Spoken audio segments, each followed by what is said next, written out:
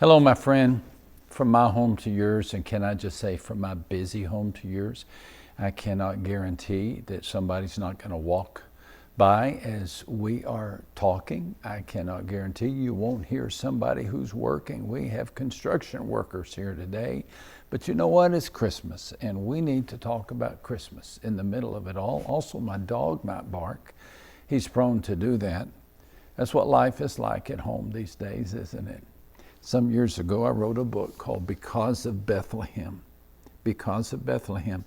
When I wrote this book, I recall reflecting on the busyness, the reality, just the honesty of Christmas. I mean, look what we do. We celebrate a baby at Christmas. You know, we people are prone to do odd things. Maybe you've asked yourself, why do we punch elevator buttons more than once?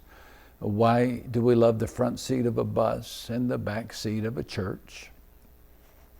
Why do we ask for instructions and then argue with the person who gave them? Of what purpose is a necktie? I've wondered that many times. Rational behavior is not one of our trademarks. But if you want to see people on the edge of insanity, you just watch the way families treat their babies at Christmas time. I mean, that poor child has no warning and no choice. He or she is just starting to recover from the slide down the birth canal when the family begins decorating him as if he were a puppy in the dog parade, red furry stocking cap with a white ball on the end. Just a baby.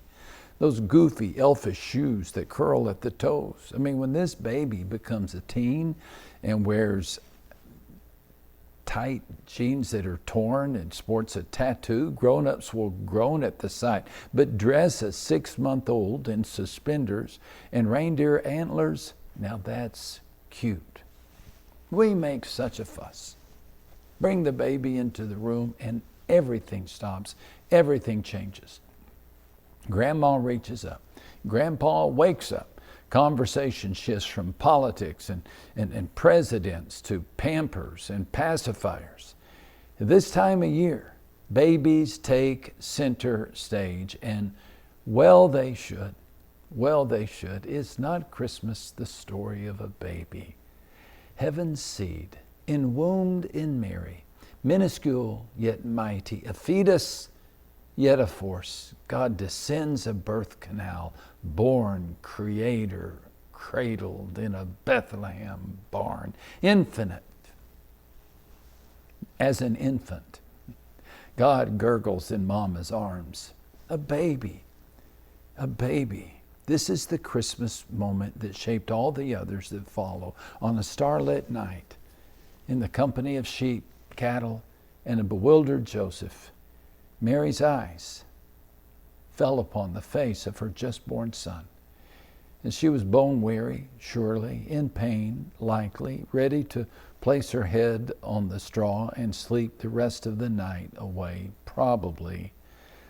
But first, Mary had to see this face, his face, to wipe the moisture from his mouth and feel the shape of his chin, to be the first to whisper, "So this is what God looks like." People have always wondered. They've always wondered about the image of God. Societies have speculated and tribes have cogitated, and we've reached a variety of conclusions. God has been depicted as a golden calf, violent wind, angry volcano. He wears things, he breathes fire, he eats infants, he demands penance. We've fancied God as ferocious, magical, fickle, and maniacal. A God to be avoided, dreaded, appeased. But never, never in mankind's wildest imaginings did we consider that God would enter the world as an infant. The Word became flesh and dwelt among us, John wrote. The Word became not a whirlwind, not a devouring fire, but a single cell, a fertilized egg, an embryo, a baby.